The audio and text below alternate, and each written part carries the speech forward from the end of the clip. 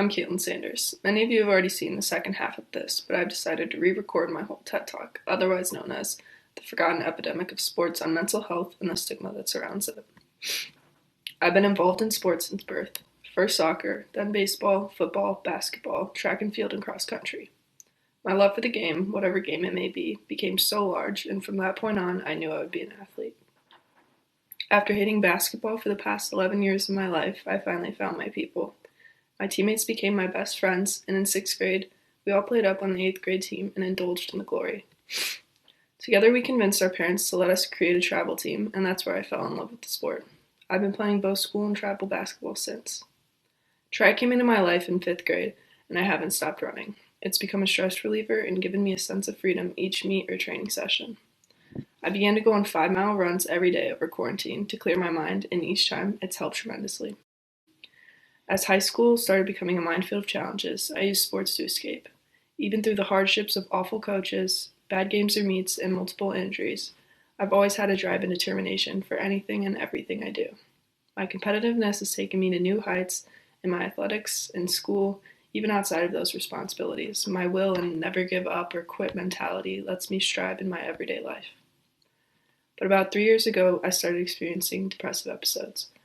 I was always tired, becoming less social, because as most of you may know, I'm a quote-unquote social butterfly, but my mind has always been clouded, and then the anxiety would roll in. Inevitable shaking that sent me into panic, the blips in my heart and chest that kept me up at night, and even leaving multiple times in one class period for minutes on end, and attempts to calm myself down with a walk, or letting my tears run dry in the bathroom stalls.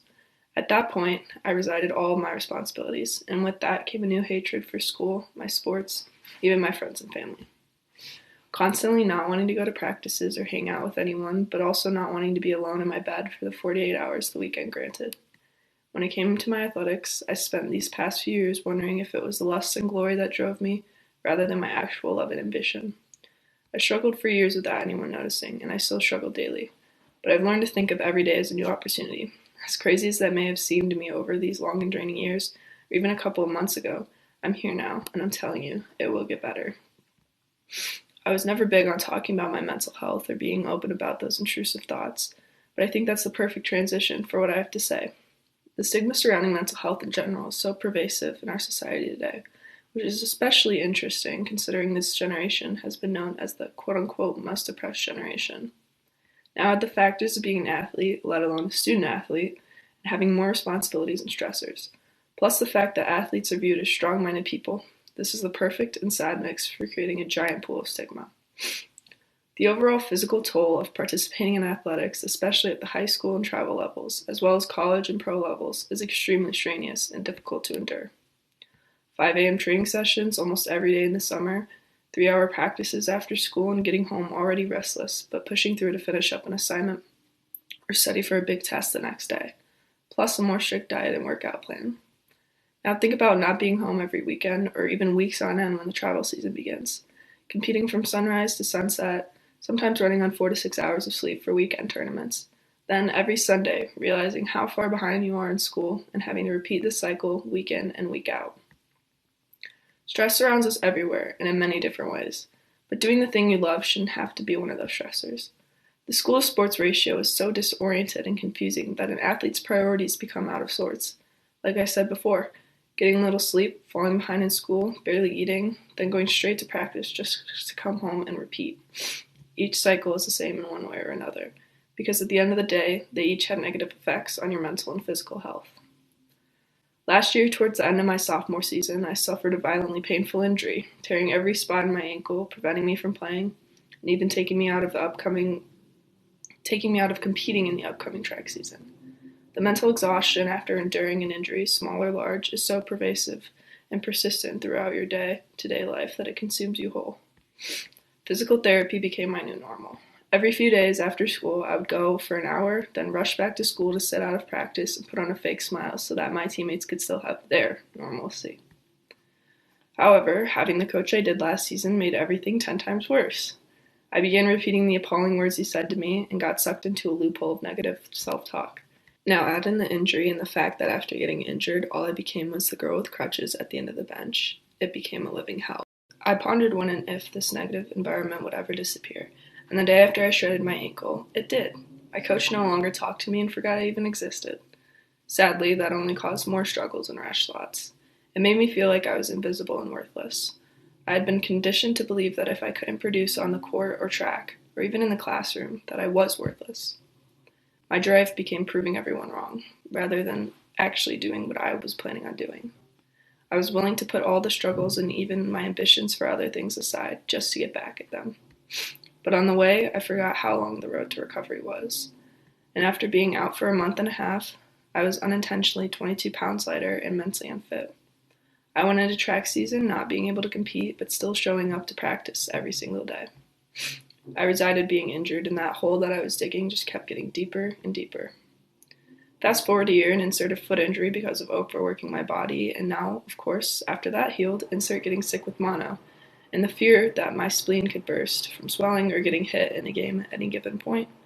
All of these kept me from playing. This time, however, I was out of school for almost a month, and out of basketball for 2.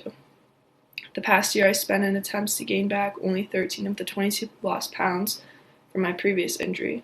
I dropped back down another 25. I began to realize that it wasn't the sickness or injury that made me nauseous from even the smallest meals, but instead it was me. It was my mental exhaustion, and it was my inability to get myself up every morning to repeat a continuous cycle.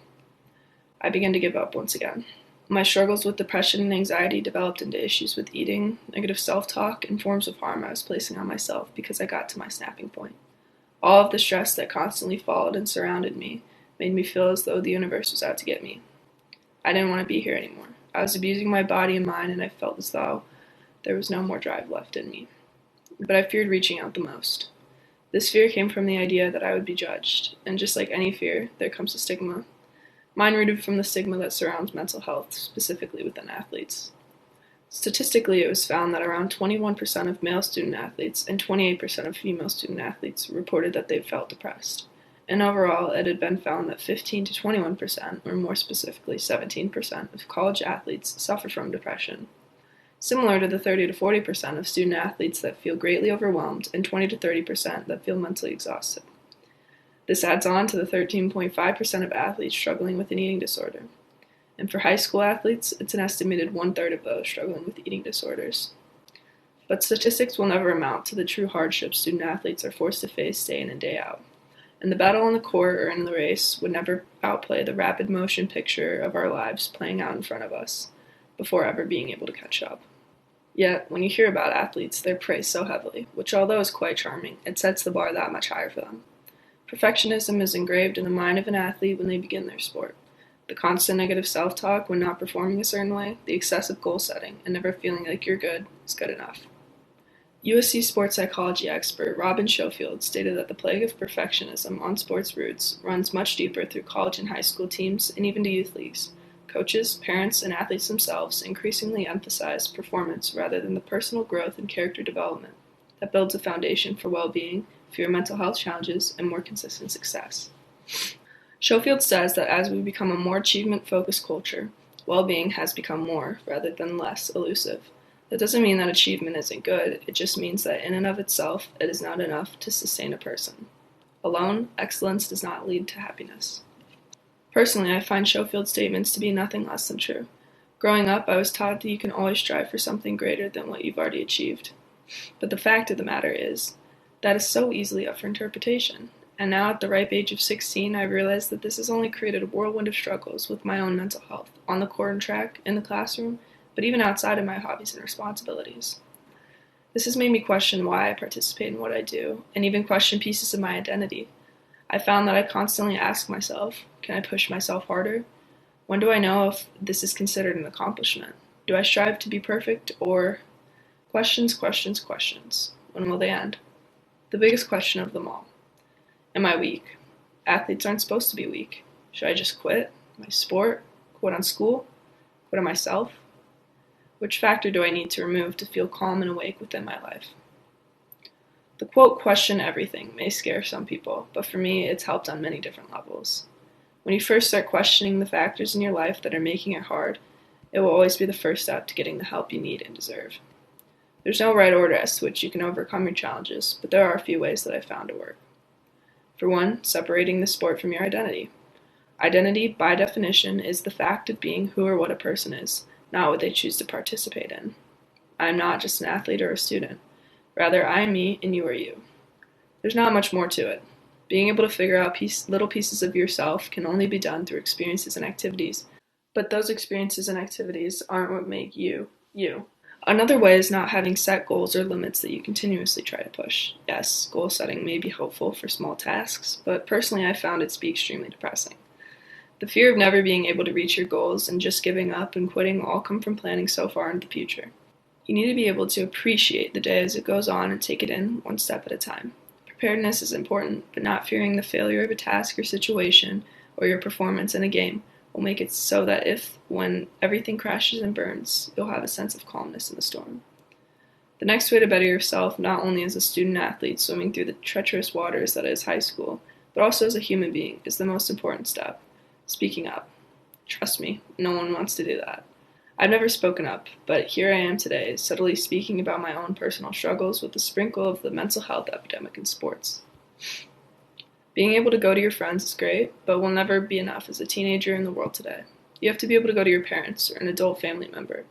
Being able to talk to your teachers is a necessity as well. No one likes being behind in school, so push through the awkwardness because it's what teachers are there for. Of course, being your own therapist or having your friend be your go-to can be so challenging, and you'll get to a point in your life where you'll just need to let it all out and you'll snap.